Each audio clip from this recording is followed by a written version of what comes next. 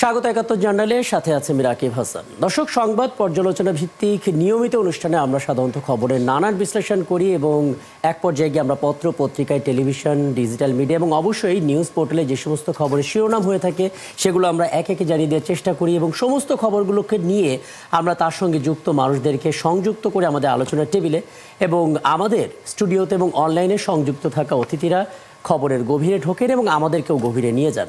এবং আজ সেই ধারাবাহিকতায় আমাদের সঙ্গে আছেন প্রধান উপদেষ্টার উপপ্রেস সচিব আবুল কালাম আজাদ মজুমদার। জনাব আবুল কালাম আজাদ মজুমদার, আপনাকে আমন্ত্রণ জানাচ্ছি এবং কৃতজ্ঞতা জানাচ্ছি। আশা করি আগামী ১.৫ ঘন্টা প্রায় খুব চমৎকার কিছু সময় কাটবে। এবং বলে রাখি দর্শক, আমাদের এই আয়োজনে নানা পর্যায়ে ধাপে ধাপে আমাদের অতিথিরা যুক্ত হবেন এবং তাদের মতামতগুলো আমরা জানার চেষ্টা করব।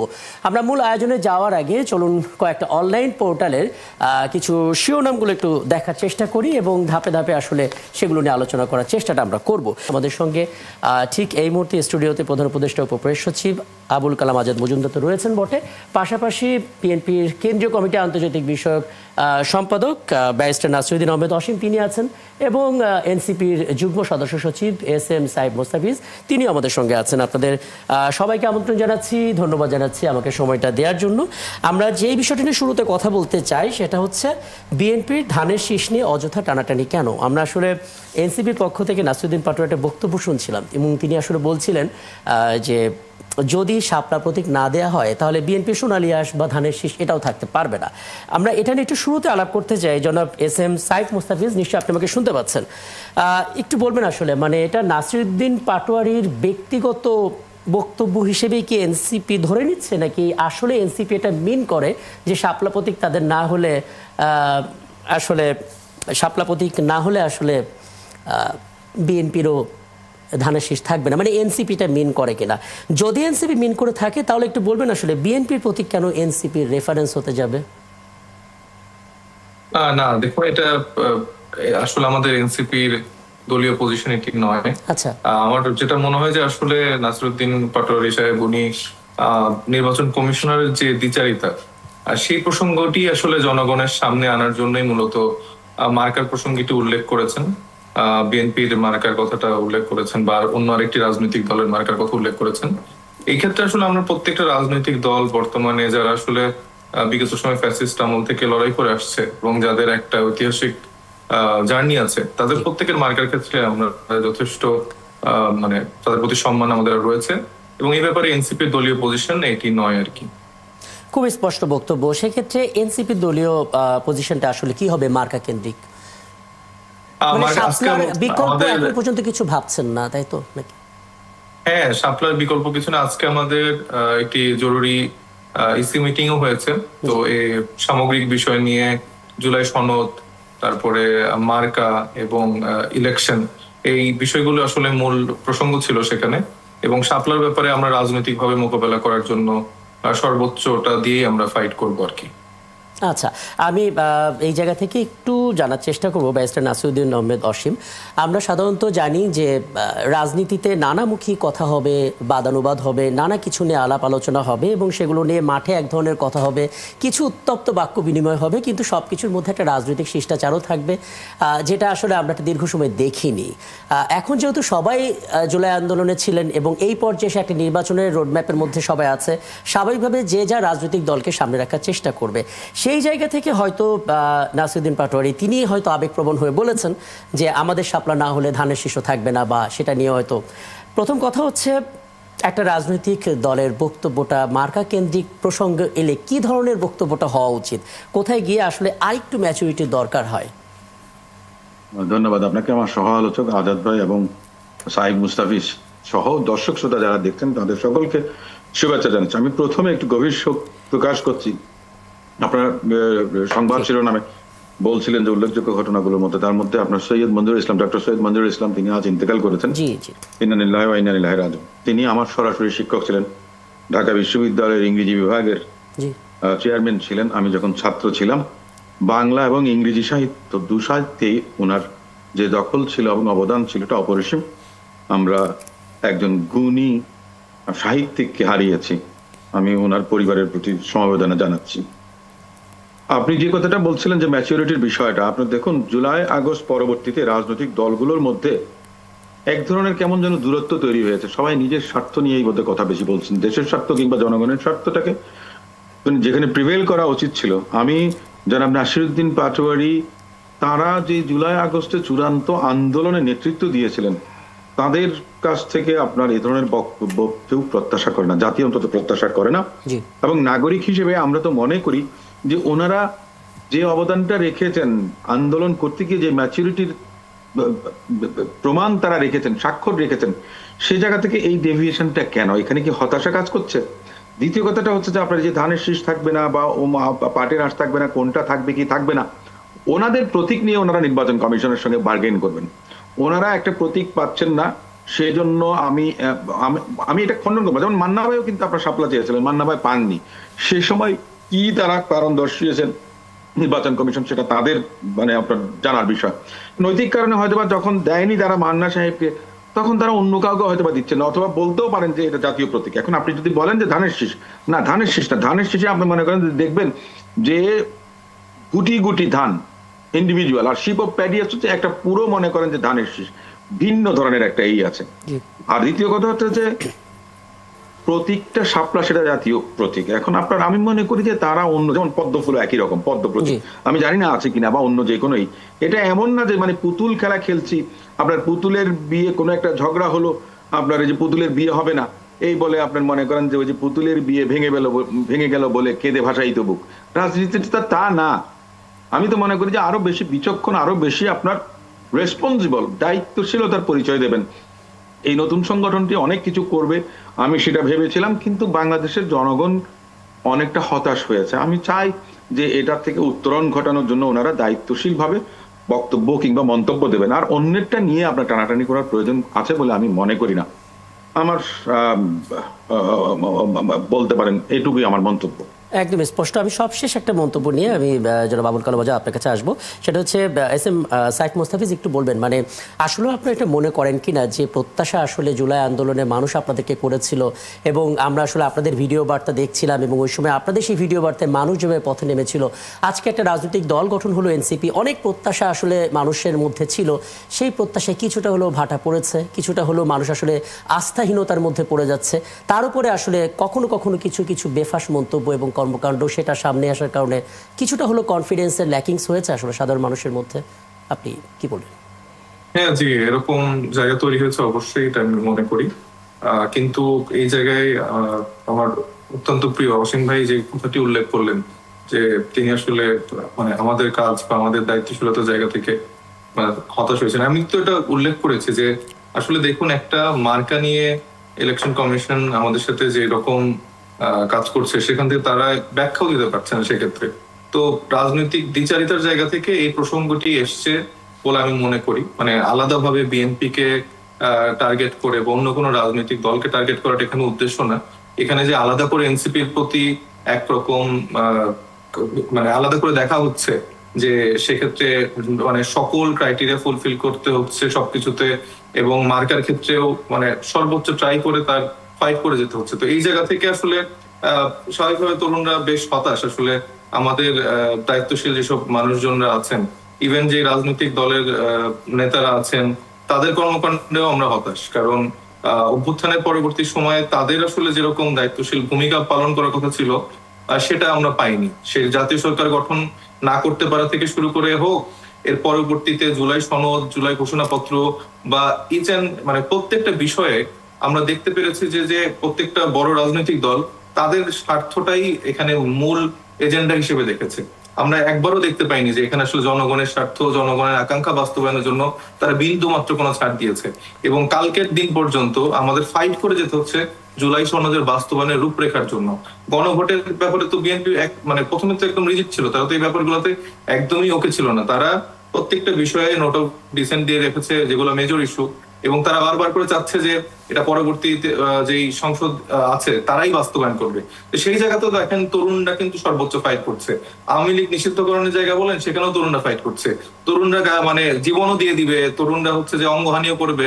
সব জায়গা থেকে এতগুলা মানুষ শহীদ হয়ে আহত হয়ে 17 বছরের যেই আসলে আমি বলবো যে ব্যর্থতা, সেটার দায় নিয়ে আসলে তরুণরা যেখান থেকে একটা সফলতার দ্বার উন্মোচন করলো, এবং আশা করলো যে আমাদের যারা এই 17 বছর ধরে ত্যাগ তিতিক্ষা করে যেসব রাজনীতিবিদরা ছিলেন তারা হয়তো বা আমাদেরকে সামনে থেকে পথ দেখাবেন, উল্টো তারা আরো আমাদেরকে দিন দিন হতাশ করছে।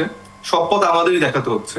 সেই পথ দেখানোর ক্ষেত্রে আমরা যে তাদের উপর ভরসা করেছি, সেখানে যেরকম আমাদের ভুল ছিল, আবার এই পথ চলতে আমাদের তো অবশ্যই কিছু না কিছু ভুল হচ্ছে।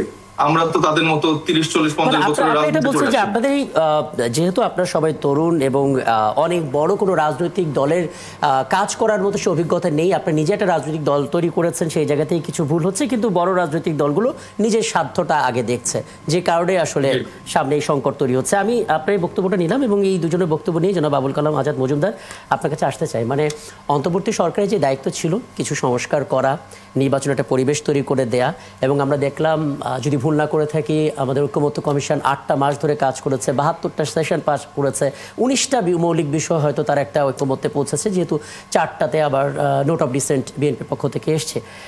যা করার দরকার যে ফিল্ডটা তৈরি করা নির্বাচনের জন্য সেটা হয়তো হলো, কিন্তু রাজনৈতিক দলগুলোর মধ্যে আসলে সেই ঐক্যটা কতটা তৈরি হলো? মানে কিছুটা তো ছাড় দেওয়ার প্রয়োজন আছে, সেই ছাড়টা কি আমরা দিতে পারছি? প্রতীকের ব্যাপারে হোক, নিজেদের স্বার্থর ব্যাপারে হোক, কতটুকু হচ্ছে আসলে? প্রথম কথা হচ্ছে যে রাজনীতিতে তো মত দ্বিমত থাকবেই, জি, মত পার্থক্যটা থাকবে, এটা খুব স্বাভাবিক একটা বিষয়, এটা গণতান্ত্রিক সৌন্দর্যও বটে। এটা যদি না থাকে বরঞ্চ রাজনীতিটা কলুষিত হতে পারে, মানে এককভাবে কেউ রাজনীতিটাকে নিয়ন্ত্রণ করার চেষ্টা করতে পারে এবং তার পরিণতি কী হয় সেটা আমরা অতীতে দেখেছি। এই মত দ্বিমতটাকে অ্যালাউ করা উচিত বা আমাদের সবাই ওয়েলকাম করা উচিত। মত পার্থক্য এটাও থাকবে। আমাদের সরকারের দিক থেকে চেষ্টাটা বলেন বা নাগরিক সমাজের চেষ্টাটা বা রাজনৈতিক দলগুলোর কাছে আহ্বান যেটা, সেটা হচ্ছে এই মত পার্থক্যটা যেন কখনো মতবিরোধের রূপ না নেয়। জি, কারণ মতবিরোধের রূপ নিলে তাহলে এখানে কিছু গোষ্ঠী আছে যারা সুযোগ নেওয়ার চেষ্টা করবে, দেশটাকে অস্থিতিশীল করার নানা প্রয়াস আমরা নানা দিক থেকে দেখছি। যারা সেই চেষ্টাটা করছে তারা উজ্জীবিত হবে। সো কিছু মৌলিক প্রশ্নে আমাদের জাতীয় ঐক্যমত থাকা উচিত এবং আমি বিশ্বাস করি সেটা আছে। আপনি এই যে বিষয়টা নিয়ে আজকে আপনার অতিথিদের সাথে আলোচনা করেছেন, আপনি কিন্তু শুরুতেই একটা শব্দ ব্যবহার করেছেন যে এটা অযথা।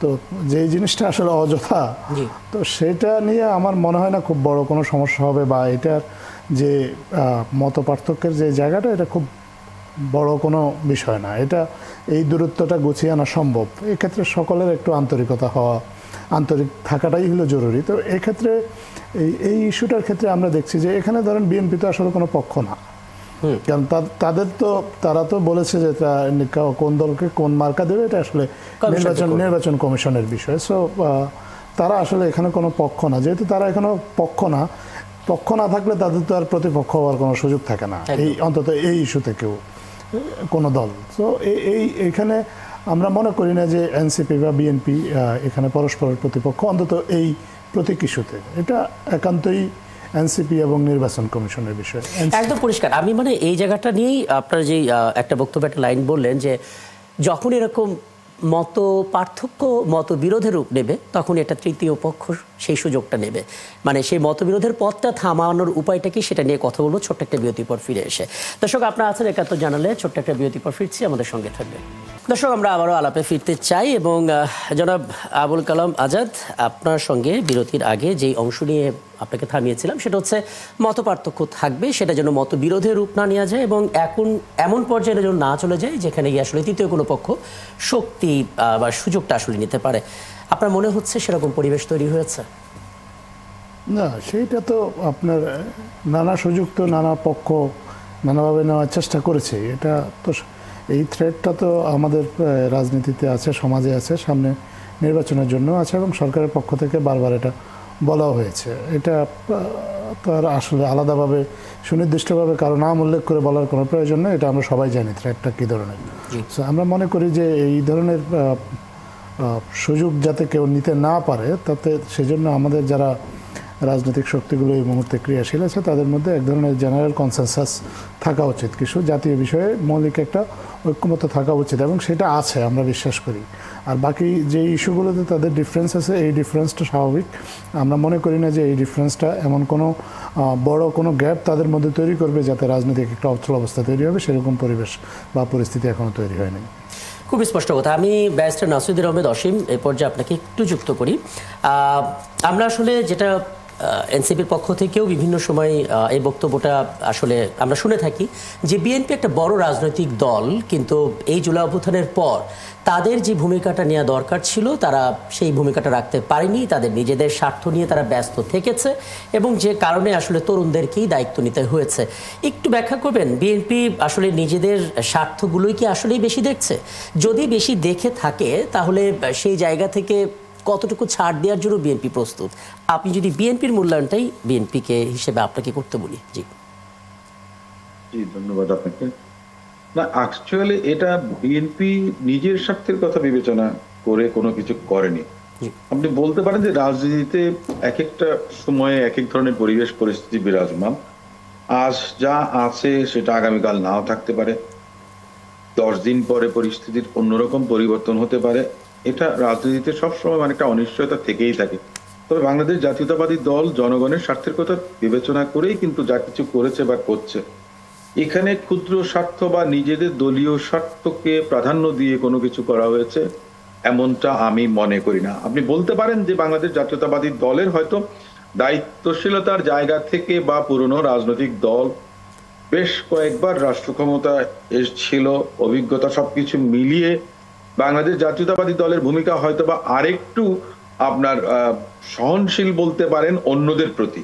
মানে জুলাই আগস্ট অভ্যুত্থানে আপনার আন্দোলনের সঙ্গে জড়িত ছাত্র জনতা, তারপরে আপনার এই যে বৈষম্য বিরোধী ছাত্র আন্দোলনে যারা নেতৃত্ব দিয়েছেন তাদের প্রতি মনে করেন যে আরেকটু মনে করেন আমি বলবো যে সহমর্মিতার একটা বিষয় যদি আপনি মনে করেন বা এই ধরনের কেউ যদি মনে করে থাকেন হয়তোবা সে ধরনের বিষয়টা থাকতে পারতো। কিন্তু দেখা গেছে অব্যবহিত পরে, জুলাই আগস্ট অব্যবহিত পরে আমরা অনেকটা জায়গায় অনেক সময় দেখেছি যে আত্মহমিকা কিংবা দম্ভ অনেক ধরনের বিষয় ছিল যেগুলিতে মনে করেন যে বিভিন্ন জনকে বিভিন্ন সময় প্রভাবিত কিংবা বিভ্রান্ত করে থাকতে পারে। এবং দল হিসেবে তো মনে করেন যে আপনার সেটা তো নেতা বা নেত্রী আপনার এবং প্রত্যেকে হিউম্যান বিং, কালেকটিভলি তারা একটা দল। কিন্তু বাস্তবে যখন আপনার একজন ব্যক্তি হিসেবে, হিউম্যান বিং হিসেবে আপনি যখন চিন্তা করেন তখন রিয়াকশনটা সবসময় আসে। হয়তো রিয়াকশনের পরিমাণটা কম হওয়া উচিত ছিল কিংবা হওয়াই উচিত ছিল না, সেটা অন্যভাবে মিনিমাইজ করা কিংবা অন্যভাবে কাম ডাউন করা সে ধরনের একটা বিষয় আপনি তুলতে পারেন। এক্ষেত্রে আমি বলবো যে হয়তো সামান্য ধরনের ভুল বোঝাবুঝি বা এ ধরনের কোনো কিছুর অস্তিত্ব অনেকে আপনার টেনে আনতে পারেন, কিন্তু দলীয় স্বার্থ চিন্তা করে বিএনপি কখনো কোনো কিছু করেনি। বাংলাদেশ জাতীয়তাবাদী দল জনগণের জন্যই রাজনীতি করে, দেশের স্বার্থের কথাই কিন্তু বিবেচনা করে। আমি মনে করি যে এই ক্ষেত্রে আপনার যে বিষয়টা আপনি তুলে এনেছেন এটা সঠিক না। খুব স্পষ্ট কথা। সেক্ষেত্রে এস এম সাইফ মুস্তাফিজ, আপনি যেটা আসলে শুরুতে বলছিলেন যে বিএনপির মতো রাজনৈতিক দল যেগুলো একটা দেশ পরিচালনা করার অভিজ্ঞতা আছে বিএনপির, সেই হিসেবে আপনাদের একটা প্রত্যাশা ছিল তারা তাদের জায়গা থেকে আপনাদেরকে আপনাদের কাজগুলোকে এগিয়ে নিতে হয়তো সহায়ক শক্তি হিসেবে থাকবে। কিছু কিছু ক্ষেত্রে আপনারা হতাশ হয়েছেন, কিন্তু যেটা নিয়ে আসলে সবাই একটু ভয় পায় যে জুলাই যোদ্ধারা যখন মাঠে থাকে তখন আসলে অনেক বড় কিছু সম্ভব হয়, কিন্তু তারা যখন মুখোমুখি হয়ে যায় তখন ব্যাপারটা হতাশাজনক হয়ে যায়। মতপার্থক্য থাকবে, মতবিরোধী কি কোনোভাবে যাওয়ার সম্ভাবনা রয়েছে? যেটি মানে যাওয়ার সম্ভাবনা থাকে তাহলে তার জন্য তো ছাড় তো দিতে হয়, সেই ছাড় আসলে কতটুকু দেওয়ার জন্য আপনার অন্তত প্রস্তুত? ধন্যবাদ। দেখুন, ডে ওয়ান থেকে আমরা ছাড় দিয়ে আসছি আর কি। মানে এটা বলা আপনারা নিজেরাই বুঝবেন যে ওই সময় 5 তারিখে যে তরুণরা সামনে থেকে লিড দিয়েছিলেন তারা তো চাইলেই অল আউট তারাই একটা বিপ্লবী সরকার গঠন করতে পারতেন। সব রকম সুযোগ বা সব রকম কিন্তু অপশন ছিল, কিন্তু তরুণরা ডে ওয়ান থেকে দায়িত্বশীল পরিচয় দিয়েছে এবং তারা বড় রাজনৈতিক দল যারা আসলে ছিলেন বা বিভিন্ন স্টেক হোল্ডারদেরকে সাথে নিয়ে আসলে চেয়েছিল জাতীয় সরকার গঠনের জন্য। তার পরবর্তীতে রাজনৈতিক দলগুলোর না চাওয়ার ক্ষেত্রে, স্পেশাল তারেক রহমান সাহেবের না চাওয়ার ক্ষেত্রে তখন একটা ইন্টারিম গভর্নমেন্টের ফরম্যাটে কিন্তু যায় এবং প্রত্যেকটা ইস্যুতেই তরুণরা ছাড় দিয়ে এসছে। এবং আপনারা জানেন যে কয়েকটি রাজনৈতিক দল অলরেডি কিন্তু ঐক্যমত্য কমিশনে আলোচনা চলাকালীন সময় কিন্তু তারা দেখা গেছে রাজপথে নেমেছে পিআর নিম্নকক্ষের মানে পিআর ইস্যুর জায়গা থেকে। তো সেখানে তো এনসিপি কিন্তু বা তরুণরা কিন্তু আসলে মাঠে কিন্তু নামেনি, বরঞ্চ তারা ঐক্যমত্য কমিশনের উপরে সেই ভরসাটা রাখতে চেয়েছে। বড় রাজনৈতিক দল বা যারা সবসময় এই অভ্যুত্থানের মধ্য দিয়ে এসছেন তাদের সকলকে আসলে একতাবদ্ধ রেখে আসলে তারা সামনের দিনে বাংলাদেশটা বিনির্মাণ করতে চায়। তো আমাদের দায়বদ্ধতার জায়গা, আমাদের চিন্তার জায়গা থেকে আমরা সবসময় আসলে সেই ছাড়টা আমরা দিতে চাই। না মানে আমি আমি আসলে যে পয়েন্টটাতে আসতে চাচ্ছিলাম, মানে ছাড় আসলে রাজনৈতিক দল হিসেবে 5 আগস্টের পর 2024-এর অনেকেই অনেকভাবে দিতে আমরা দেখেছি, কারণ এক টেবিলে সব রাজনৈতিক দল একটা রুমে বসে আছেন, এমন দৃশ্য আমরা বহুত আগে দেখেছিলাম। মানে এটা আসলে এই 13, 14, 15, 16, 17 বছর আমরা দেখিনি, যেটা আমরা এখন দেখছি, এবং এটা অনেক আশাবাদ তৈরি করে বটে। কিন্তু যখন আমরা দেখি একটা মার্কা, একটা প্রতীক নিয়ে যখন কথা হয় এবং সেখানে কোনো বিকল্প দেখা হবে না, এই প্রতীক না দিলে কিভাবে নির্বাচন হয় সেটা আমরা দেখে নিব, এমন স্ট্যাটাসগুলো দেখি, আবার ডিলিটও হতে দেখি, তখন তো একটা মানে শঙ্কা কাজ করে। সেই জায়গা থেকে বলছিলাম যে ধরুন এইখানটাতে এসে আপনারা মনে করছেন কিনা যে হ্যাঁ একটা আওয়াজ তৈরি হচ্ছে, নির্বাচনে একটা লেন্দি হচ্ছে, আমরা একটা ট্রেনে তো উঠে গেছি, আমাদের বিকল্প এই অপশনটা আমরা রাখছি, এরকম কোনো ছাড় দেওয়ার মানসিকতা? না, দেখুন, নির্বাচনের বিপক্ষে আমরা কেউই না। মানে একটা গণতান্ত্রিক চর্চার জায়গা থেকে রাজনৈতিক ধারায় যাওয়ার জন্য মানে নির্বাচনের বিকল্প কিছু নেই। তবে আমরা যে প্রসঙ্গতে স্টিক ছিলাম বা আমরা স্টিল আছি, এটা হচ্ছে যে আমাদের সিস্টেমেটিক পরিবর্তনটা। এই 17 বছর ধরেও তো অনেকগুলো ইলেকশন আপনারা দেখেছেন, এগুলো কাভারেজ করেছেন। সেই ইলেকশন গুলো কোন ফরম্যাট হচ্ছে সেটা আপনারা জানেন।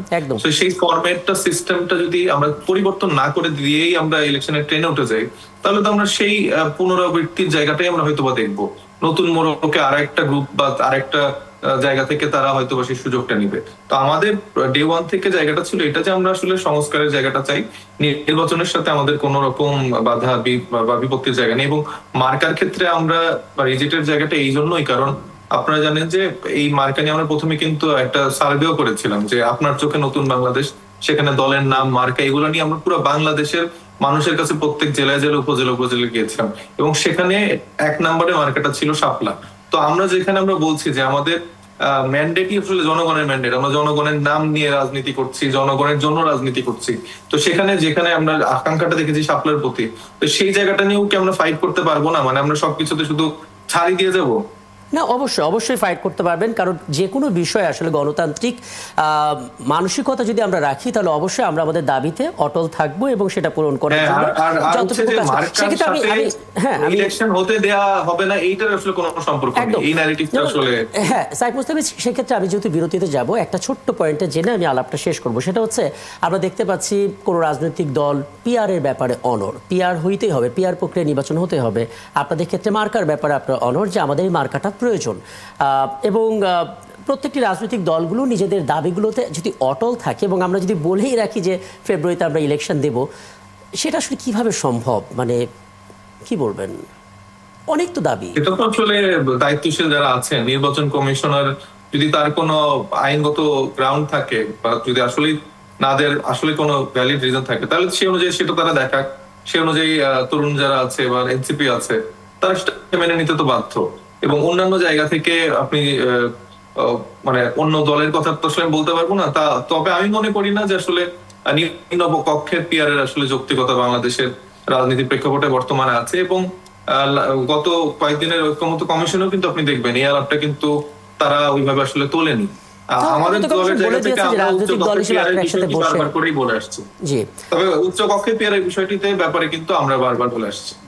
হ্যাঁ, বক্তব্যটা পরিষ্কার। এবং হ্যাঁ, আমি আসলে যে বিষয়টা আসলে জানতে চেয়েছিলাম শাপলা প্রতীক নিয়ে বক্তব্য, এবং আপনি স্পষ্ট করে বলেছেন যে এটা আসলে এনসিবির বক্তব্য নয়। ওই মুহূর্তে ওই প্রেক্ষাপটে নাসিরউদ্দিন পাটোয়ারি এই কথাটা বলেছিলেন, কারণ তারা আসলে নির্বাচন কমিশনের দ্বিচারিতাকে তিনি ফিল করেছিলেন, যে কারণে এটা বলা, এবং আপনি এটা স্পষ্ট করেছেন, এবং আপনাকে অনেক ধন্যবাদ। নিশ্চয়ই সামনে কোনো আয়োজনে কথা হবে। এবং ব্যারিস্টার নাসিরউদ্দিন আহমেদ অসীম, আপনি আছেন আমাদের সঙ্গে। ছোট্ট একটা বিরতি থেকে ফিরবো, এবং তখন আসলে জুলাই সনদ সই হওয়ার আগে পিআর পদ্ধতিতে নির্বাচনের পদক্ষেপ নিতে হবে, এমন একটা বক্তব্য, এমন একটা দাবি এসেছে, সেটা নিয়ে কথা বলার চেষ্টা করব। দর্শক, আমরা আছেন ৭১ জার্নালে, ছোট্ট একটা বিরতি পর ফিরছি, আমাদের সঙ্গে থাকবেন। ৭১ জার্নালে আরও একবার আমন্ত্রণ জানাচ্ছি। রাকিব হাসান আপনাদের সঙ্গে আছে, এবং স্টুডিওতে আমার সঙ্গে আছেন প্রধান উপদেষ্টার উপপ্রেস সচিব আবুল কালাম আজাদ মজুমদার, এবং আছেন বিএনপি কেন্দ্রীয় কমিটি আন্তর্জাতিক বিষয় সম্পাদক ব্যারিস্টার নাসিরউদ্দিন আহমেদ অসীম, এবং এ পর্যায়ে আমাদের সঙ্গে যুক্ত হচ্ছেন ইসলামী আন্দোলন বাংলাদেশের কেন্দ্রীয় প্রচার ও দাওয়া বিষয়ক সম্পাদক শেখ ফজলুল করিম মারুফ। আপনাদের তিনজনকে আরও একবার আমন্ত্রণ জানাচ্ছি, এবং শেখ ফজলুল করিম মারুফ, আপনাকে দিয়ে আলাপটা শুরু করতে চাই। মানে একটা বক্তব্য আপনাদের দিক থেকে, সেটা আজকে সংবাদ শিরোনামে এসেছে, সেটা হচ্ছে যে জুলাই সনদ সই করার আগে পিআর পদ্ধতিতে নির্বাচনের পদক্ষেপ নিতে হবে। খুবই স্পষ্ট বক্তব্য এবং ইসলামীয় বেশ কয়েকটি রাজনৈতিক দলের এটাই হচ্ছে বক্তব্য, 5টি রাজনৈতিক দলের এটা বক্তব্য যদি সুনির্দিষ্ট করে বলি। কথা হচ্ছে আমরা একটা ঐক্যমত্য কমিশন দেখেছি 8 মাস ধরে চলেছে এবং 72টার বেশি সেশন হয়েছে এবং আজকে 10 তারিখ আমরা পার করে ফেলেছি, আজকে 11 তারিখ এবং 15 তারিখে স্বাক্ষর হবে, হাতে আছে মাত্র 4টা দিন। 8 মাসে যে এই জিনিসটা মীমাংসা হলো না, এই 4টা দিন আসলে কিভাবে সম্ভব? মানে পিআরের ব্যাপারে সিদ্ধান্ত আসবে, তারপর আমরা স্বাক্ষর করব। পিআর এবং জুলাই সনদ কেন মুখোমুখি দাঁড়াবে আসলে? আলহামদুলিল্লাহ, আপনাকে ধন্যবাদ এবং যারা সহ আলোচক রয়েছেন সবাইকে ধন্যবাদ। আমরা পিআরটাকে এত বেশি গুরুত্ব দিচ্ছি হলো, আপনারা জানেন যে আমরা যখন শুরুতেই আলোচনা শুরু হয়েছিল তখনই আমরা পিআর এর কথা বলছিলাম এবং নানাভাবে আমরা পিআরটাকে আলোচনার চেষ্টা করছি এবং আমরা দেখলাম যে সংস্কার যেগুলো হইলো সেই সংস্কারের জুলাইয়ের যে প্রধানতম চেতনা বা চাওয়া যে বাংলাদেশ থেকে চিরতরে স্বৈরতন্ত্রকে বিলুপ করা, সেটা নিশ্চিত করার জন্য প্রয়োজনীয় সংস্কার আসলে নিশ্চিত করা যায় নাই। যে সমস্ত জায়গায় প্রস্তাবগুলো আসছে সেখানেও নোট অফ ডিসেন্ট দিয়ে রাখা হয়েছে। ফলে আমাদের কাছে মনে হয়েছে যে জুলাই যে এত রক্ত আন্দোলন ত্যাগ সেটাকে যদি নিশ্চিত করতে হয়, তার চাওয়াটাকে যদি পরিপূর্ণ করতে হয়, তাহলে এখন একটা মাত্র উপায় আছে, সেটা হলো পিআর হওয়া। কারণ পিআর হইলেই আগামীর বাংলাদেশে কোনো সরকার এককভাবে কেউ ক্ষমতায় আসবে না, এককভাবে কোনো স্বৈরতন্ত্র প্রতিষ্ঠা হবে না। এখানে দেখেন কয়েকটা বিষয়, যে প্রধানমন্ত্রী রাষ্ট্রপতির ক্ষমতায় ভারসাম্য ওই অর্থে আনা যায় নাই, 70 অনুচ্ছেদের যে সংস্কারটা হয়েছে সেটাও কিন্তু যথার্থ না। এরপরে হলো মানে সাংবিধানিক প্রতিষ্ঠানের প্রধানকে নিয়োগ কে দেবে, সেখানে একটা এনসিসির প্রস্তাব ছিল, পরে কমিটির প্রস্তাব ছিল, সেখানেও কিন্তু আসলে মানে শেষ পর্যন্ত বানানো যায় নাই। মানে অনেকগুলো প্রস্তাব হয়েছে, অনেকগুলো সংস্কার হয়েছে, কিন্তু প্রধান যে চাওয়া যে স্বৈরতন্ত্রকে রোধ করা, সেটা করার জন্য কোনো সংস্কার আসলে হয় নাই।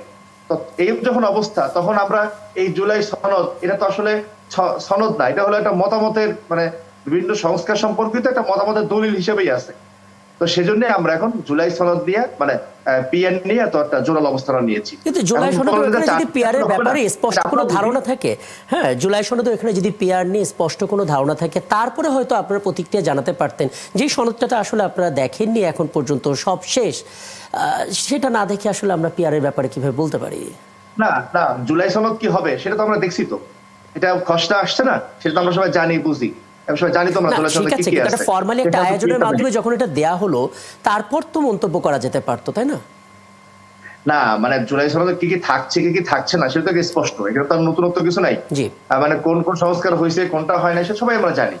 তো ফলে এখন আমরা এই শক্ত অবস্থানটা নিচ্ছি যে না, জুলাই সনদ মানে পিআরটা না হইলে মানে এই জুলাই সনদ এই জুলাই আন্দোলন কোনো অর্থ থাকছে না, সেই অর্থে আমাদের পিআর এর শক্ত অবস্থা একদম পরিষ্কার। এখন কথা হচ্ছে যদি পিআর এর ব্যাপারে ডিসিশনটা না আসে তাহলে 15 তারিখে আপনারা স্বাক্ষর করবেন না, ব্যাপারটা এরকম না। এটা আমরা বলছি, এখনো চূড়ান্ত কথা বলার মতো 15 তারিখ পর্যন্ত আসুক, দেখা যাক, অনেক কিছু হতে পারে।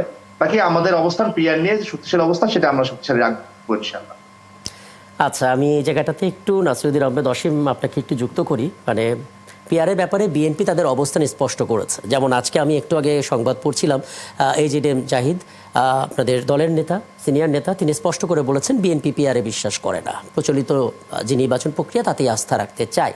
আবার আমরা এটাও দেখতে পাচ্ছি বিভিন্ন রাজনৈতিক দল, 5টি ইসলামিক রাজনৈতিক দল, তারা স্পষ্ট করেছে যে পিআরের ব্যাপারে কনফার্মেশন আসবে, যে পিআর প্রক্রিয়া নির্বাচন হবে, তারপর জুলাই সনদে স্বাক্ষরের বিষয়টা আসবে। মানে এই দ্বিমুখী অবস্থানটার সমাধান কি হতে পারে বিএনপির কাছে জানতে চাইছি, কারণ তাদের দেশ চালানোর পূর্ব অভিজ্ঞতা আছে, বড় রাজনৈতিক দল। জি মূলত দেখুন, পিআর পদ্ধতিটা নিয়ে আপনার তো জামাত ইসলাম এবং এনসিপি তাদেরও একটা বক্তব্য ছিল, দাবি দেওয়া ছিল, সেখান থেকে কিন্তু তারা সরে এসেছেন। মানে বাস্তবতার আলোকে ডক্টর AJM জাহিদ হোসেন সাহেব যেটা বলেছেন যে বিএনপির বক্তব্য স্পষ্ট, বিএনপি পিআরে বিশ্বাস করে না। না, পিআরে বিশ্বাস করি, বাট বাংলাদেশের প্রেক্ষাপটে বর্তমান পরিস্থিতিতে পিআর প্রয়োগযোগ্য বা প্রযোজ্য হওয়াটা উচিত না। কেন হওয়া উচিত না? যারা পিআরের কথাটা বলছেন তারা কি পিআরের অ্যাডভান্টেজ ডিসঅ্যাডভান্টেজের কথা কখনো ভেবে দেখেছেন? অ্যাডভান্টেজ হলো ক্ষুদ্র গোষ্ঠীগুলো, যেমন ইসলামী আন্দোলনের অনেক দল আছেন, যেমন জনাব মাওলানা কালাম সাহেব, তিনি যে কথাটা বললেন যে সেখানে ওনারা কয়েকটা আসন পাওয়ার একটা সম্ভাবনা আছে যদি আপনার শতকরা হার ওনাদের প্রাপ্ত ভোটের মধ্যে যোগ হয়, যেটাকে বলছি যে মানে কি পরিমাণ ওনারা ভোট পেলেন। কিন্তু কথাটা হচ্ছে যে উনি ডিসঅ্যাডভান্টেজটা জানেন কিনা, যে উনি যে কথাটা বললেন যে পিআর পদ্ধতি হলে সংস্কারগুলো হয়ে যাবে, ইম্পসিবল। 2 মাসের মধ্যে প্রতি 2 মাসে একবার করে সরকার পড়ে যাবে এদেশে। রাজনৈতিক স্থিতিশীলতা আসবে না। রাজনৈতিক স্থিতিশীলতা না থাকলে অর্থনৈতিক অব্যবস্থাপনা চরমভাবে বিপর্যস্ত অবস্থার মধ্যে পড়ে যাবে। পৃথিবীর বিভিন্ন সভ্য দেশে পিয়ার পদ্ধতি আছে। ইটালির মতো দেশের কথা বলেন, নেদারল্যান্ডের মতো কথা বলেন, 19 মাস লেগেছে সরকার গঠন করতে। ইসরায়েলে আপনার 2 বছরে 5 বছরে 3 বার সরকার পরিবর্তন হয়েছে। আমাদের বাংলাদেশের রাজনীতিবিদরা, জনগণরা আমরা সে পরিমাণ সভ্য ভব্য অন্তত পিয়ার বোঝার ক্ষেত্রে হয়নি। আচ্ছা, তাহলে আমি এটা একটু পরিষ্কার হয়ে আসি। জিনিসটা তো বাস্তবভাবে উপলব্ধি করা উচিত সবার। হ্যাঁ, আমি এই জিনিস একটু পরিষ্কার হয়ে আসি। জনাব আবুল কালাম আজাদ মজুমদার, আপনি কিন্তু আলোচনায় আছেন। আপনি যে কোনো আমি বলি, আজ করতে থেকে পারেন। 10 বছর 20 বছর পরে বিএনপিও হয়তো পিয়ারের কথা ভাববে, কিন্তু তার জন্য আমাদেরকে উপযোগী হতে হবে। হ্যাঁ, আমি একটু থামাই। দর্শক, আপনার বক্তব্যটা স্পষ্ট যে আমাদের দেশে যে বর্তমান পরিবেশ সেটা আসলে পিয়ার পদ্ধতিতে নির্বাচনের জন্য উপযোগী নয়, এটা আপনি স্পষ্ট করেছেন। এবং আজাদ মজুমদার, আপনি চাইলে এই আলোচনা করতে পারেন, যে কোনো প্রশ্ন করতে পারেন। জনগণ, আমি বলি, একজন সংসদ সদস্য তার কনস্টিটিউয়েন্টদের কাছে অ্যাকাউন্টেবল না, কারণ জনগণ জানে না তার এমপি কে, কিংবা এমপির কিন্তু নির্দিষ্ট কোনো এরিয়া থাকবে না। তিনি তার দলের যারা নীতি নির্ধারক আছেন তাদেরকে যদি সন্তুষ্ট রাখতে পারেন তাহলে সে মনোনয়নটা পাবেন। মনোনয়ন মানে কি সিলেক্টেড হবেন। আচ্ছা, আমি এখানে একটু শুনে আসি। শেখ ফজলুল করিম মারুফ, আপনি আসলে আপনার নিজেরা অ্যানালাইসিস করেছেন কিনা যে পিয়ার প্রক্রিয়া নির্বাচন হলে আমাদের জন্য কোন বাস্তবতা অপেক্ষা করবে? বলি, মানে আমরা পিয়ারের অ্যাডভান্টেজ ডিসঅ্যাডভান্টেজ না জেনে কথা বলছি, এরকম মানুষকে ছোট চিন্তা না করা, আন্ডার এস্টিমেট না করার জন্য আমি অনুরোধ করবো বিএনপি নেতৃবৃন্দকে। এটা আসলে উচিত না। আমি কি বলি, এটুকু জানি আপনাদের বিশ্লেষণটা বলি, যেটা যে উনি যেগুলো বললেন যে সরকার পড়লে সরকার পড়ে যাবে। দেখেন, বাংলাদেশের যে অবস্থা হয়েছে তাতে সরকার পড়লে পড়ুক, রাষ্ট্র না পড়ুক, ব্যবস্থার জায়গায় এমন জায়গায় গেছে। আমরা তো অনেক স্থায়ী সরকার দেখছি, হাসিনার দেখছি না, একটা 16 বছর চালাইছে, দেশ তো দিন দিন গোল্লাই গেছে। তো যদি এমন অবস্থা হয়ও যে সরকার পড়ে যায় বা সরকার পড়ুক, বাংলাদেশ রাষ্ট্রটা আর কোনোদিন না পড়ুক। দ্বিতীয়ত বিষয়টা হলো যে আপনি যে আশঙ্কাটা করছেন সেই আশঙ্কা আমি করি না, কারণ বাংলাদেশ গত 54 বছর রাজনৈতিক বোঝাপড়ার মধ্যে দিয়ে আসছে। আমাদের আধুনিক ইতিহাস ধরলেও 1905 থেকে গত 120 বছরে আমরা রাজনৈতিক বোঝাপড়ার মধ্যে দিয়ে যাচ্ছি। ফলে আমাদের এখানে ওই ধরনের খবর না। আমাদের এখানে দেখেন জোট ভিত্তিক রাজনীতি, সেটাও কিন্তু অনেকদিন যাবত হয়ে আসছে। ফলে আপনি যে উদাহরণগুলো দিচ্ছেন যে অনেকদিন সরকার গঠন হবে না, সরকার পড়ে যাবে, সেটা আসলে বাংলাদেশের জন্য আসলে মানে আমার মনে হয় যথার্থ না, এটা ভুল ধারণা। এরপরে যদি হচ্ছে এখনো যদি না হয়, বলে 54 বছর হয় নাই, আর কবে হবে? আর শেষ যেটা আপনি বলছেন না যে জনগণ জানে না, আমি বলবো যে পিয়ারের অনেকগুলো ধরন আছে। সেটা যদি আমি জেলা ভিত্তিক পিয়ার করি, আমরা যদি ওপেন লিস্ট পিয়ার করি তাহলে জনগণ জানবে তার নেতাকে, এবং যদি জেলা ভিত্তিক পিয়ার করি তাহলে আমি যেই জেলা। আচ্ছা, এক্ষেত্রে শেখ ফজলুল করিম মারুফ, আমি আপনাকে একটু থামাই। আমি আপনার কথা শুনে বুঝতে পারছি যে এই পিয়ার পদ্ধতি নির্বাচন এবং তার প্রভাবটা নিয়ে বেশ ভালো আপনি ধারণা রাখেন, যে কারণে এত চমৎকার করে বলতে পারছেন। কিন্তু ভোট তো দেবে সাধারণ মানুষ, আপনারা তো মাঠ পর্যায়ে যান। আমরা যারা এইগুলো নিয়ে আলোচনা করতে চাই আমাদেরও আলাদা করে পড়তে হয়। সাধারণ মানুষ তো ভোটটা দেবেন, তারা আসলে কতটা পিয়ার বোঝেন বলে মনে হয় আপনার কাছে? দেখেন, অনেকগুলো জরিপে কিন্তু আসছে, হ্যাঁ, কোথাও 74, কোথাও 55 মানুষ পিয়ার সম্পর্কে এখন জানে। এবং ফলে আবার আমি বলি, বাংলাদেশের মানুষ কিন্তু শিক্ষিত, আমাদের শিক্ষার হার অনেক ভালো, আমাদের সাক্ষরতার হার অনেক বেশি, বাংলাদেশের রাজনৈতিক সচেতনতা অনেক বেশি। আপনি যদি একেবারে চায়ের দোকানে পর্যন্ত যান গ্রামগঞ্জে, সেখানকার মানুষের যে রাজনৈতিক বোঝাপড়া, সেটাকে আসলে সম্মান করা উচিত। সেজন্য বাংলাদেশের মানুষ এখন মনে করুন প্রান্তিক অঞ্চলে যে মানুষটা কৃষি কাজ করছেন, আমি যদি তার কাছে গিয়ে জানতে চাই যে আনুপাতিক ভোট বা পিয়ার পদ্ধতি কি, আপনি বলেন আমাদেরকে একটা ধারণা দিন, আপনি কি মনে হয় তিনি পারবেন? আমার মনে হয় সে পারবে, আমি বিশ্বাস করি সে পারবে। আমরা ভাই মাঠে ঘাটে চলি, মিশি, আমাদের দলের যারা ও সমর্থক তারা একেবারে মাঠে ঘাটে ইউনিয়ন পরিষদ পর্যন্ত আমরা যাই। আমরা জানি যে মানুষ এইটুকু বোঝে যে আমার ভোট পচা যাবে না, আমার প্রত্যেকটা ভোট সংসদে প্রতিফলিত হবে, এভাবে বোঝে। এখন যদি আপনি তাকে পিয়ার নিয়ে বিস্তারিত আলাপ করেন, একাডেমিক আলাপ, সে তো বুঝবে না। কিন্তু এইটুকু তার বোঝা জরুরি যে আমার আসনে 60% ভোট পচা যাবে না, আমার সকল ভোটের প্রতিফলন রাষ্ট্রে থাকবে, এইটুকু সে বোঝে ইনশাআল্লাহ। আচ্ছা, একদম পরিষ্কার। আমি এখানে একটু জনাব আবুল কালাম আজাদ মজুমদার, আপনি এই বক্তব্যের মাঝখানে যদি কোনো প্রশ্ন থাকে আপনি দুজনকেই আপনার প্রশ্নটা করতে পারেন, কিন্তু আমার আপনার কাছে একটা প্রশ্ন আছে। আপনি প্রধান উপদেষ্টার উপপ্রেস সচিব, কিন্তু তার আগেও আপনি আন্তর্জাতিক গণমাধ্যমে দীর্ঘদিন কাজের একটা অভিজ্ঞতা আপনার আছে। আপনার বিবেচনা আসলে কি বলে, আমরা দেশ হিসেবে, দেশের মানুষ হিসেবে, সার্বিক পরিবেশ হিসেবে কতটা প্রস্তুত আসলে পিয়ারের জন্য? প্রথম কথা হচ্ছে যে পিআর তো আমাদের দেশে আছেই। জি আমাদের সংবিধানের 65 অনুচ্ছেদে কিন্তু পিআরের কথা বলা আছে জি এবং পিআরের ভিত্তিতেই কিন্তু আমাদের নারী সাংসদরা নির্বাচিত হন। প্রতি 6 জন সংসদ সদস্যের বিপরীতে একজন নারী সাংসদ আমাদের নির্বাচিত হন। এটা আমাদের সংবিধানে অলরেডি আছেন। সো পিআর নাই, পিআর হবে না, এই ধরনের আলোচনা না করে আমরা বরঞ্চ যেই পিআরটা নিয়ে আলোচনা হচ্ছে এই মুহূর্তে, সেটার ভালো মন্দগুলো যদি আসলে জনগণের সামনে পরিষ্কার করা যেত, তাহলে রাজনৈতিক দলগুলো যদি পিআর চাই, কেন চাই, সেটা নিয়ে যদি পরিষ্কার করতে পারতো, তাহলে আমার মনে হয় বিষয়টা আরও ক্লিয়ার হতো। এখন পিআরের কয়েকটা ধরনের কথা উনি বলেছেন, যেই ধরনটা নিয়ে সব আলোচনা হচ্ছে, প্রথমত নিম্নকক্ষ, মানে আমাদের কনভেনশনাল পদ্ধতিতে নির্বাচন হলে আমাদের যে জাতীয় সংসদ, সেখানে পিআরের কোনো আলোচনাই হয়নি আমাদের ঐক্যমত্য কমিশনে। আচ্ছা। সো দুই একটা রাজনৈতিক দলের কাছ থেকে সেখানেও পিআরের দাবি ছিল, কিন্তু এই দাবিটা আসলে কোনো ট্র্যাকশন পায় নাই, শেষ পর্যন্ত সেখানে আলোচনা হয়নি। তাহলে পিআরটা এখন কোথায় হবে? আমাদের মূল আলোচনার বিষয় হচ্ছে পিআরটা হবে উচ্চকক্ষে। যদি উচ্চকক্ষে পিআর হয়, তাহলে ইসলামী আন্দোলন বাংলাদেশ ওনাদের দাবি অনুযায়ী প্রাপ্ত ভোটের ভিত্তিতে উচ্চকক্ষে আপনার সদস্য সংখ্যা নির্বাচন করতে হবে। ওনাদের এই দাবির সাথে কিন্তু জাতীয় ঐক্যমত্য কমিশনের প্রস্তাবের খুব বেশি দ্বিমত নেই বা খুব বেশি ফারাক নেই। জাতীয় ঐক্যমত্য কমিশন একটা প্রস্তাব এই বিষয়ে জুলাই সনদে আপনার কিন্তু দিয়েছে এবং সেই জুলাই সনদটা আপনার ইতিমধ্যে রাজনৈতিক দলগুলোর কাছে গিয়েছেন এবং ওনারা বলেছেন যে ওনারা সেটা দেখেছেন, স্টাডি করেছেন। বিএনপি হয়তো সেখানে আপনার দ্বিমত আছে, সেই দ্বিমতটাও সন্নিবেশিত করেই কিন্তু সনদটা প্রস্তুত করা আছে। এখন আপনি তো কোনো রাজনৈতিক দলকে বাধ্য করতে পারবেন না যে আরেকটা রাজনৈতিক দলের মতামতটাকে মেনে নিতে। প্রত্যেকেই তার মতামতটা জানাবে, সেটা তার অধিকার, তার মতামতটা। যদি সেক্ষেত্রে সবগুলো রাজনৈতিক দল এক হতে পারে, খুব ভালো। আর যদি না হয়, তাহলে এটার ম্যান্ডেটটা আসলে এটা কোন পদ্ধতিটা হবে এটা নিয়ে জনগণ ঠিক করবে। এখানে আরেকটা বিষয় যেটা আলোচনা হচ্ছে যে যদি প্রপোর্শনাল রিপ্রেজেন্টেশন না থাকে, ক্ষমতার ব্যালেন্সটা যদি না আনা যায়, তাহলে আমাদের উচ্চকক্ষ আদৌ প্রয়োজন আছে কিনা এটা নিয়ে আলোচনা। যদি উচ্চকক্ষের আলোচনাটাই এখান থেকে বাতিল হয়ে যায়, তাহলে পিআরের আলোচনাটাই আর থাকে না। আচ্ছা। আর আরেকটা আলোচনা আছে যে সরকার পতন নিয়ে অনেকটা আলোচনা হচ্ছে যে পিআর থাকলে সরকার পতন হয়ে যাবে।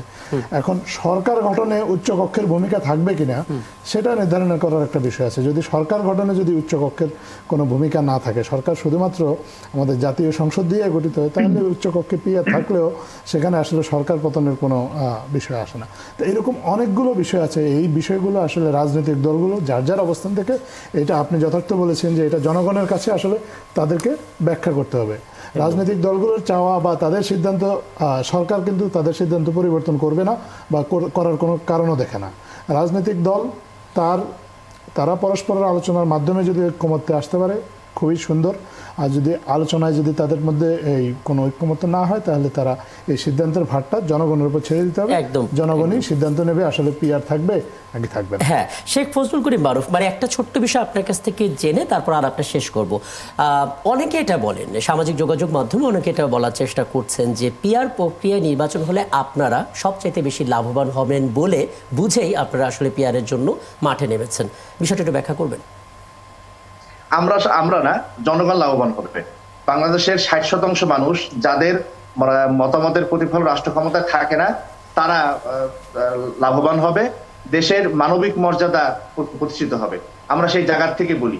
এখন এই আলাপটা যারা করে না, তারা বলে যে ছোট দল বড় দল, এটা আসলে মানে কোনো সুন্দর কথা না। বাংলাদেশে কোনো ছোট দল বড় দল নাই, আর ছোট দল বলে তাকে ছোট করার কিছু নাই। হ্যাঁ, কারণ প্রত্যেকেই বাংলাদেশের নাগরিক, তার মানবিক মর্যাদাকে আমাদের সম্মান করা উচিত। ফলে পিআর হলে আমরা লাভবান হবো না, বাংলাদেশ লাভবান হবে। বাংলাদেশে কোনো স্বৈরতন্ত্র প্রতিষ্ঠিত হবে না। যেমন ধরেন আপনি বিগত নির্বাচনগুলো যদি দেখেন, 2006-এর নির্বাচনে কিন্তু, 2008-এর নির্বাচনে কিন্তু বিএনপি 40% ভোট পাইছিল, কিন্তু তাদের 40 বা কাছাকাছি তাদের আসন সংখ্যা অনেক নেমে গেছিল। যদি পিআর থাকতো, তাহলে হাসিনার স্বৈরতন্ত্র দেখতেই হয় না আমাদেরকে। তাই এইরকম প্রত্যেকটা নির্বাচনে যদি আমরা দেখি যে মাত্র 5, 7, 10% ভোটের ব্যবধানেই আসন সংখ্যার পরিবর্তন হয়েছে 56, 44 এই ধরনের। ফলে বর্তমান যে সিস্টেম, সেই সিস্টেমে আরো বেশি রাজনৈতিক অস্থিরতা তৈরি হয়। তো সেজন্য আসলে পিআর হলে জনগণ লাভবান হয়, বাংলাদেশ আসলে স্টেবল হয়। রাজনীতিটা আসলে সুন্দর হয়, বাংলাদেশের ষড়যন্ত্র প্রতিষ্ঠা হয় না, সেটা আসলে পিয়ার। আপনার বক্তব্য স্পষ্ট এবং আপনি আসলে বিগত সময়ে যে 16-17 বছরের যে বাস্তবতা সেই রেফারেন্সটা, একই সঙ্গে আপনি দ্বিতীয় অংশ বললেন যে বাংলাদেশের 60% বেশি মানুষ আসলে পিয়ার প্রক্রিয়ায় নির্বাচন চায়, এবং 3 নম্বর পয়েন্ট আপনি যেটা বললেন যে দেশে আর স্বৈরশাসন ফিরে আসবে না, একটা টেকসই শাসন ব্যবস্থার জন্য আপনি পিয়ার পদ্ধতি চান। আমি সবশেষ মন্তব্যটা ব্যারিস্টার নাসিরউদ্দিন আহমেদ অসীম আপনার কাছ থেকে নিতে চাই। আমাদের যে প্রচলিত নির্বাচন ব্যবস্থা আছে তাতেই নির্বাচন ফ্রি অ্যান্ড ফেয়ার ইলেকশন হবে, এই কনফিডেন্সটা আপনার আসছে কিভাবে? কোনো বিষয়ে আসলে সংস্কার হয়েছে যে কারণে আপনার এটা মনে হচ্ছে কিনা, নাকি পিয়ার প্রক্রিয়ার পরিবেশটা নেই বোধহয়, আমাদের মন্দের ভালো কেবল এই প্রক্রিয়াটাই আছে, প্রচলিত প্রক্রিয়া, যে কারণে এটা বেছে নেওয়া? না, দেখুন যে আগামী নির্বাচনটা সুষ্ঠু হওয়ার জন্য নির্বাচন কমিশনের অনেক বড় ভূমিকা আছে। জি, আমি একটা জিনিস এখনো মনে করি যে পুলিশ প্রশাসন এবং জনপ্রশাসনে পতিত স্বৈরাচারের অনেক কর্মকর্তা কর্মচারীরা রয়েছেন যারা বিগত 3টা নির্বাচনে সরকারকে সহযোগিতা করেছেন, নগ্নভাবে ন্যাক্কারজনকভাবে বাংলাদেশ রাষ্ট্রের সঙ্গে গাদ্দারি করেছেন। তাদের অনেকে কিন্তু এখনো মনে করেন যে আপনার চাকরিতে আছেন। আমি মনে করি যে নির্বাচন কমিশনকে সেই সমস্ত লোকদের সম্পর্কে সজাগ থাকতে হবে এবং পারতপক্ষে তাদেরকে নির্বাচনী কর্মকাণ্ডের মধ্যে না জড়ানো উচিত। অনেক অফিসারকে আপনার ওএসডি করে রাখা হয়েছিল, বিভিন্ন জনকে বিভিন্নভাবে আপনার নিপীড়ন করা হয়েছে, ডাম্পিং পোস্টিং দিয়ে রাখা হয়েছিল। সে সমস্ত যারা আছেন এবং পারতপক্ষে কিছুটা নিরপেক্ষ যারা আছেন তাদেরকে কাজে লাগানো উচিত। দ্বিতীয় কথাটা হচ্ছে যে আপনার সে পরিবেশ আছে কিনা। নিঃসন্দেহে সংস্কারটা, এই যে জুলাই আগস্ট অভ্যুত্থানের মধ্য দিয়ে ফেসিস্টের পতন হয়েছে, সেটাই কিন্তু একটা বড় সংস্কার। এবং তার পরবর্তীতে কিন্তু আমরা একটা অন্তর্বর্তী সরকার পেয়েছি, যে সরকার আমি মনে করি যে নির্মোহভাবে কাজ করতে পারবে বা করা উচিত। বাংলাদেশের জনগণের প্রত্যাশা অনুযায়ী তাদেরকে তার প্রতিফলন ঘটানো উচিত। তো সেদিক থেকে আমি এটা মনে করি। আমাদের মৌলানা ফজলুল করিম সাহেব যে কথাটা বললেন যে 2/3 নিয়ে স্বৈরাচার হয়েছে, স্বৈরাচার হলে 151 দিয়েও স্বৈরাচার হওয়া যায়। আপনি বলেছেন যে আমরা অনেক সময় বলি, রেফারেন্স দেয় যে 2/3 মেজরিটি পেয়েছে থেকে আওয়ামী লীগ আপনার অ্যামেন্ডমেন্ট করেছে, মানে কি তত্ত্বাবধায়ক সরকার ব্যবস্থা বাতিল করেছে। তারা তো সেটা সুপ্রিম কোর্টের উপরে ফেলে দিয়েছে। সুপ্রিম কোর্ট তো আগে মনে করেন যে আপনার একটা শর্ট ভার্ডিক্ট দিয়ে তত্ত্বাবধায়ক সরকার ব্যবস্থাকে অবৈধ ঘোষণা করেছে। পরবর্তীতে পূর্ণাঙ্গ জাজমেন্টের আগে আওয়ামী লীগ যেটা করেছে জুডিশিয়ারিকে কলুষিত করেছে। তারা তো পার্লামেন্টে আপনার 15th অ্যামেন্ডমেন্টটা এনেছে। এই যে বিষয়গুলো, যে স্বৈরাচার হতে চায় তার জন্য 2/3 লাগে না, 151 দিয়ে স্বৈরাচার হতে পারে। বিগত নির্বাচনগুলোতে আমি ওনাকে আন্ডারমাইন করি, আপনি আমাকে ভুল বুঝবেন না। আমি আন্ডারমাইনটা কোনটা করছি যে বাংলাদেশের জনগণ এখনো পিয়ারটা কি জিনিস সেটা বোঝে না। আপনি আমাদের যে কথাটা আপনি বলেছিলেন যে জনগণের কাছে, আজাদ ভাই, আবুল কালাম আজাদ ভাই যেটা বলেছেন যে জনগণের কাছে আগে অন্তত জানা উচিত জনগণ কি চায়, তারপরে তো সেক্ষেত্রে তো আপনার গণভোটের বিষয়টা আছে, আপনি সেখানের মধ্যেও দিতে পারেন। আর আমি যেটা ধরে নিয়েছি যে আপনার নিম্নকক্ষে পিয়ারের কথা, ওনারা হয়তো হঠাৎ করে যে বলেছেন যে কয়েকটি ইসলামিক রাজনৈতিক দল, যেটা আমি ধরে নিচ্ছি, আমরা ধরে নিব যে নিম্নকক্ষ যেটা আমাদের যে জাতীয় সংসদ, যেটা উচ্চকক্ষ তো সেটা মনে করেন যে কি হবে না না হবে আমরা তো এখনো জানি না, আদৌ উচ্চকক্ষ হবে কিনা সেটাও আমরা জানি না। সেখানে পার্লামেন্ট আমাদের সংসদে বসে সেটাকে অ্যামেন্ডমেন্ট করতে হবে, তখনও আবার দেখা গেছে একটা গণভোটের প্রয়োজন হবে। সো এটা আরো অনেক মানে too far to make any comment. আমি ধরে নিয়েছি যে নিম্নকক্ষের কথা। এনিওয়ে, আপনি কোনো প্রশ্ন করতে চান? না, আমার তো রাজনৈতিক দলগুলো ওনারা যার যার অবস্থান ইতিমধ্যে বিভিন্ন প্ল্যাটফর্মে ওনাদের অবস্থান পরিষ্কার করেছেন। তবে আমার মনে হয় যে রাজনৈতিক দলগুলো যত বেশি একাডেমিক ডিসকাশনে যাচ্ছেন এটা নিয়ে, ওনারা প্র্যাকটিক্যাল রিজনগুলো জনগণের কাছে খোলাসা করছেন না। এটা আমার একটা ব্যক্তিগত পর্যবেক্ষণও বলতে পারেন। এটার কিছু পিয়ার চাওয়া এবং পিয়ার না চাওয়ার কিছু প্র্যাকটিক্যাল কারণ আছে। তো এই প্র্যাকটিক্যাল কারণগুলো রাজনৈতিক দলগুলো যদি জনগণের কাছে স্পষ্ট করে, তাহলে মনে হয় যে পিয়ার সম্পর্কে জনগণও একটা প্র্যাকটিক্যাল কারণটা আসলে স্পষ্ট করার সুযোগ থাকলে হয়তো তারা করতেন। আমি এখানে একটু শেখ ফজলুল করিম মারুফ ছোট করে একটা বিষয় আপনার কাছে জানতে চাই। ধরুন পিয়ার প্রক্রিয়ার কনফার্মেশন না হলে আপনারা জুলাই সনদে স্বাক্ষর করবেন না, এমন একটা বক্তব্য দিচ্ছেন। কিন্তু এই সমস্ত বক্তব্য দেওয়ার আগে একটা আনুষ্ঠানিকভাবে, যেমন এনসিপি যেটা করলো যে গোটা বাংলাদেশে তারা একটা পদযাত্রার মতো করলো এবং মানুষের কাছে গিয়ে গিয়ে নিজেদের সাথে নিজেরা পরিচয়টা হলো, একটা সংগঠন তারা যেরকম বিভিন্ন জায়গায় মানুষের সাথে গণসংযোগ করে সেরকম হলো। আপনাদের দিক থেকে এরকম নিজেরা নিজ উদ্যোগে মানুষের মতামত, একটা জরিপ করা, একটা গণভোটের মতো আয়োজনের জন্য কমিশনকে বা যারা নীতি নির্ধারক তাদের সঙ্গে কথা বলা, সেই কাজটা তো করতে পারতেন। অর্থাৎ মাঠ পর্যায়ে কাজটা করে তারপর আমরা দাবির জন্য না হয় মাঠে নামার খবরটা নিতাম। বলি মানে পিএন নিয়ে আমরা বারংবারই বলে আসছি যে গণভোট দেন, গণভোটে যদি জনগণ আমাদেরকে নাকচ করে আমরা সেটা চাইবো না, এবং আমরা কিন্তু আসলে নিম্নকক্ষের পিএর কথাই বলছি। আর আপনি যেটা বললেন না, আমাদের দলীয় প্রধান এবং দলীয় নায়েবে আমির প্রতিদিন বাংলাদেশের 2টা জেলাতে 4টা জায়গাতে তারা জনসভা করেন। অন্তত গড়ে তারা প্রতিদিন 20,000 মানুষের সাথে সরাসরি এই পিআর, রাজনীতি, সংস্কারে তারা কথা বলছেন। হ্যাঁ, আপনার যে যখন থেকে সংস্কার শুরু হয়েছে আমাদের দলীয় প্রধান এবং দলীয় নায়েবে আমিরই বাংলাদেশের প্রত্যেকটা জেলা এবং প্রায় অর্ধেকের বেশি থানাতে তারা সশরীরে গিয়ে এই বিষয়গুলোতে আলাপ করেছেন। আর যদি আমাদের কথা ধরেন, কেন্দ্রীয় আমেলার কথা বলেন, তাহলে আমি নিজেও বোধহয় প্রায় 100-র উপরে ইউনিয়নে গেছি এই সংস্কার কার্যক্রম মানে হাসিনার পতনের পরে। হ্যাঁ, ফলে আমরা মানুষের কাছে গিয়েছি, এত যে কনফিডেন্টলি কথা বলি এটা এই কারণেই। হ্যাঁ, আমি গতকালকেও একটা ইউনিয়নের চায়ের দোকানে বসেও আমি যখন পিআর এর আলোচনা তুলছি, তারা হয়তো অত একাডেমিক আলাপ বলছে না, কিন্তু এইটুকু বলছে যে আমার ভোট পৌঁছা যাবে না, এই প্রস্তাবটা ভালো।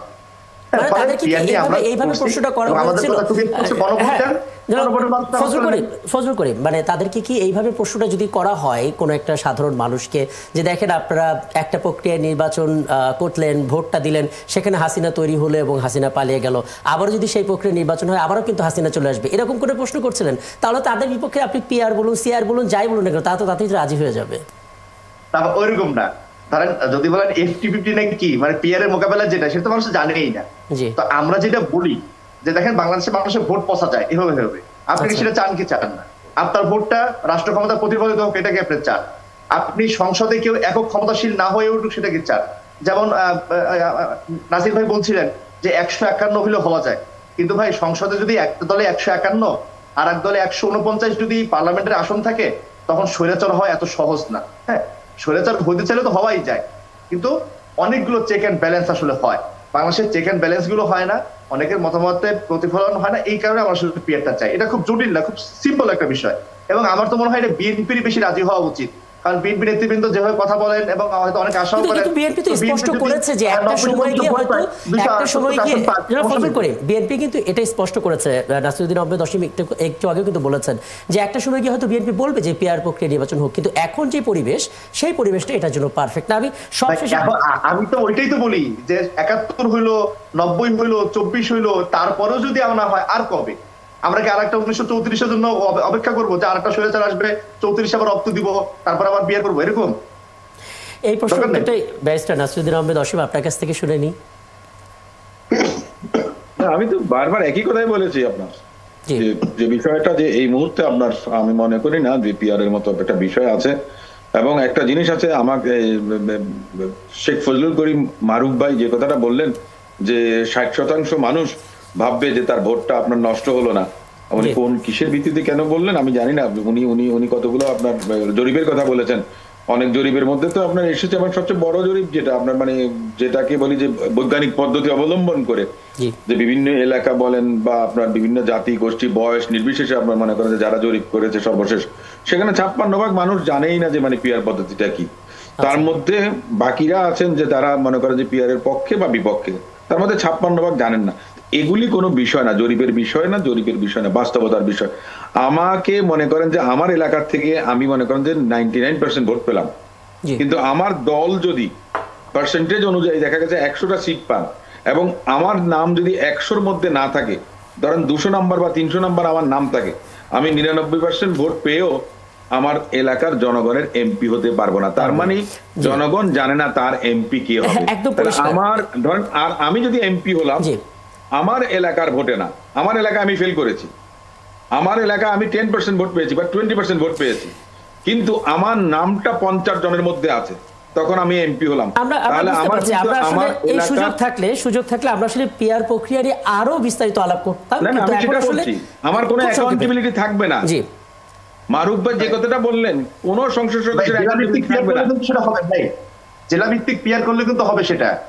ধরেন আপনি যদি নোয়াখালীতে 5টা আসন, সেখানে জেলা ভিত্তিক পিয়ার করলে কিন্তু আচ্ছা যাও হ্যাঁ ফজলুল করিম মারুফ, আমরা এখানে আলাপটা একটু থামাই, কারণ আমাদের আসলে আলোচনার বিষয়টা পিয়ার ছিল না, কিন্তু আমরা বাধ্য হয়ে পিয়ারের মধ্যেই ঢুকলাম, কারণ বলা হচ্ছে জুলাই সনদের সইয়ের আগে পিয়ার পদ্ধতিতে নির্বাচনের পদক্ষেপটা নিতে হবে, এরকম একটা দাবি আপনাদের দিক থেকে এসেছে সে কারণে। এবং যেটা খুব চমৎকার করে আবুল কালাম আজাদ মজুমদার বললেন, এটা আসলে যারা মূল স্টেক হোল্ডার জনগণ তাদের হাতেই ছেড়ে দেওয়া উচিত, তাদের কাছে গিয়ে বোঝানো উচিত আসলে।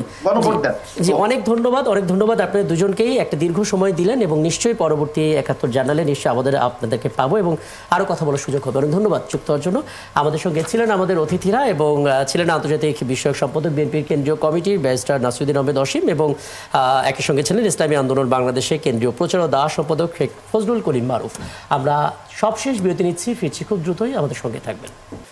সাথে থাকার জন্য ধন্যবাদ। আপনার আছেন ৭১-এ, চলছে ৭১ জার্নাল এবং আমরা একেবারে সব শেষ ধাপে আছি। আমাদের সঙ্গে এই পর্যায়ে যুক্ত হয়ে গেছেন মনোরোগ বিশেষজ্ঞ এবং জাতীয় মানসিক স্বাস্থ্য ইনস্টিটিউটের সহকারী অধ্যাপক ডাক্তার মেখুলা সরকার, এবং আগে থেকে আমাদের সঙ্গে স্টুডিওতে আছেন, দেখতে পাচ্ছেন প্রধান উপদেষ্টা ও প্রেস সচিব আবুল কালাম আজাদ মজুমদার। দুজনকে আবারও স্বাগত জানাচ্ছি এবং ডাক্তার মেখুলা সরকার আপনাকেও আমন্ত্রণ জানাচ্ছি। এবং একটু ভিন্ন দিক থেকে যদি আলাপটা করি, আমরা তো মাদকাসক্তির কথা বলছি, যেটা আসলে সরাসরি মানসিক স্বাস্থ্যের উপর আঘাত হানে, কিন্তু এর বাইরেও আমরা ফেসবুক স্ক্রল করলে রিলসগুলোতে আমরা যেটা দেখতে পাচ্ছি যে সামান্য কেক বিক্রি নিয়ে যে অদ্ভুত কর্মকাণ্ড তারা করছে এবং আমাদের মধ্যে ভাইরাল হওয়ার একটা টেন্ডেন্সি, এবং এটাও একটা সময় ভার্চুয়াল ভাইরাসের মতো আমাদের মাথার মধ্যে আসছে এবং দিনের একটা বড় সময় আমাদের মাথা নিচু থাকছে, হাতে মোবাইল থাকছে এবং আমরা ক্রমাগত স্ক্রল করে যাচ্ছি। এটাও তো একটা মানসিক স্বাস্থ্য ঝুঁকির মধ্যে ফেলছে, কি বলবেন? আচ্ছা, প্রথমে একটু বলে নিই, আমি আসলে জাতীয় মানসিক স্বাস্থ্য না, আমি এখন শহীদ জিয়া রহমান মেডিকেল কলেজ বগুড়াতে আছি কারেন্ট চার্জ হিসেবে। তো আপনি যেটা বলছেন, আসলে আমাদের এই পরিবর্তিত যে অবস্থা, যে আমাদের একটা প্রযুক্তি একটা আমাদের আপার হ্যান্ড নিয়ে নিয়েছে এবং আমরা কিন্তু নিজেদের অজান্তেই প্রযুক্তির কিছুটা নিয়ন্ত্রণে আমরা চলে যাচ্ছি, এবং এই অস্থির যে সময় সেটা কিন্তু সবকিছুই আমাদের এক ধরনের মানসিক চাপ তৈরি করতে পারে। এটা আমাদের বিশেষ করে যারা একটু নাজুক ভালনারেবল তাদের মধ্যে উদ্বেগ বাড়িয়ে দিতে পারে, ডিপ্রেশন বাড়িয়ে দিতে পারে। কাজে এই বিশেষ করে যখন এই পরিবর্তনশীল যে একটা সময়, যেখানে আমরা ক্রমাগত কিন্তু নিজের অজান্তে যেখানে বিচ্ছিন্ন হয়ে যাচ্ছে, সেখানে কিন্তু আমরা মানসিক ঝুঁকির মধ্যে প্রত্যেকেই আমরা পড়ে যাচ্ছি। কিন্তু মানে আমাদের কথা হচ্ছে, আমাদের বাবা মারা তো প্যারেন্টিং টিপস বিভিন্ন সময় বিভিন্ন জায়গা থেকে গ্রহণ করেন, সেভাবেই বাচ্চাদেরকে বড় করতে থাকেন এবং আমরা জানি কিছু কিছু কাজ 18 বছর বয়সের পরে গিয়ে করতে হবে, আগে করা যাবে না। কিন্তু আমরা ঠিকই দেখতে পাচ্ছি ফেসবুকটা খুলে ফেলছি, সোশ্যাল মিডিয়া খুলে ফেলছি 10, 11, 12 বছরে। মানে এগুলো তো একটা দীর্ঘমেয়াদের কথা চিন্তা করলে একটা বড় ধরনের মানসিক বিপর্যয় তৈরি করে। ডেফিনেটলি, কারণ যখন আসলে এই যে বয়সটা, যে কিশোর বা আমাদের শিশু যে শৈশব যে বয়সটা, এই বয়সে কিন্তু শুধুমাত্র তার পড়ালেখা করবে না, সে কিন্তু নানা রকমের জ্ঞান আহরণ করবে এবং এই যে তার লার্নিং, সেটা কিন্তু আসবে হলো তার প্রকৃতির সাথে মিশে, আশেপাশে মানুষের সাথে মিশে, সামাজিক মেলামেশার মাধ্যমে। যখনই আমি আসলে একটা মুঠোফোন তার হাতে দিয়ে দিচ্ছি, তাকে কিন্তু আমি নিজের অজান্তেই সমগ্র জিনিস থেকে বিচ্ছিন্ন করে ফেলছি। যখন আমি বিচ্ছিন্ন করে ফেলছি, এই শিশুটি বা কিশোরটির মধ্যে যেই লাইফ স্কিল ম্যানেজ করার মতন যে তার দক্ষতা তার তৈরি হওয়ার কথা, সেই জায়গাটা কিন্তু তার দুর্বল হয়ে যাচ্ছে। কাজে পরবর্তীতে সে যখন নানা রকমের বিপর্যস্ত অবস্থার মধ্যে দিয়ে পড়বে, যেটা আমাদের জীবনের একটা ইনএভিটেবল পার্ট, আমরা লাইফে আমাদের ব্লেসিং থাকবে, নানা রকমের ডিজাস্টার থাকবে, সেটাকে কোপ আপ করার যে ক্যাপাবিলিটি, সেই ক্যাপাবিলিটিটা থেকে কিন্তু আমরা ধীরে ধীরে আমাদের এই মনের অজান্তে বিচ্ছিন্ন করে ফেলছি, মানে আমরা দুর্বল করে ফেলছি আমাদের শিশু এবং কিশোরদের। সবশেষ মন্তব্য জনাব আবুল কালাম আজাদ মজুমদার, 1 মিনিটের মধ্যে। জি, এই যে এই সমাজের যে এই সমস্যাটা তো অনেক দীর্ঘদিনের পুঞ্জীভূত একটা সমস্যা। এটা আমাদের ইন্টারিম গভর্নমেন্ট কিন্তু শুরু থেকে এটা নিয়ে কাজ করছে, কিন্তু এই সর্বশেষ যে জাতিসংঘ সাধারণ পরিষদের অধিবেশন, সেখানেও তার সাইডলাইনে একটা মিটিং হয়েছে, যেখানে এই মানসিক স্বাস্থ্য নিয়েই আলোচনা হয়েছে এবং বাংলাদেশ থেকে কিছু প্রস্তাবনা দেওয়া হয়েছে, যেগুলো ওখান থেকে অ্যাপ্রিসিয়েট করা হয়েছে। কিন্তু সমস্যা হচ্ছে যে এই প্রস্তাবনাগুলো বাস্তবায়ন করতে গেলে বা এগুলোর ফলাফল পেতে গেলে আমাদের দীর্ঘমেয়াদে অন্তত 5 থেকে 7 বছর অপেক্ষা করতে হবে। আর আমাদের আসলে মানসিক চিকিৎসকের যে চাহিদা, তার 1/5 বা বর্তমানে আছে, মানে 5 ভাগের 4 ভাগই আসলে নাই এই এই এই বিষয়টা হ্যান্ডেল করার জন্য। সরকারের পক্ষ থেকে প্রথম উদ্যোগ নেওয়া হয়েছে এই চিকিৎসকের সংখ্যাটা বাড়ানো। এটা যদি বাড়ানো যায় তবে এটা তো আর ওভারনাইট করা সম্ভব না, এবং এই বিষয়ে যে উদ্যোগগুলো নেওয়া হয়েছে আমরা আশা করছি যে এগুলো 5-7 বছরের মধ্যে সেগুলো হয়তো বাস্তব রূপ নেবে, তখন পরিস্থিতি উন্নতি হবে। তার আগে আসলে সচেতনতা বৃদ্ধি ছাড়া বা বাবা মার আরেকটু দায়িত্বশীল ভূমিকা পালন করা ছাড়া আসলে এক্ষেত্রে উন্নতির আশা খুব ক্ষীণ। অনেক ধন্যবাদ আপনাদের দুজনকে। এবং আসলে শরীরের চিকিৎসা নিয়ে আমরা যতটা সচেতন, মনের চিকিৎসাটা নিয়ে তার চেয়ে বেশি সচেতন হওয়ার কোনো বিকল্প নেই। এবং আপনি যেটা বললেন যে একটা বড় ফলাফল পেতে হয়তো কিছুদিন অপেক্ষা করতে হবে, কিন্তু তার আগ পর্যন্ত সচেতনতার বিকল্প নেই। অনেক ধন্যবাদ আমাদেরকে সময়টা দেওয়ার জন্য। দর্শক, আপনার ছিলেন ৭১ জানালে। আগামীকাল দেখা হবে আরও নতুন নতুন বিষয় নিয়ে, এবং নিশ্চয়ই আমাদের সঙ্গে থাকবেন। থাকুন ৭১-এর সাথে।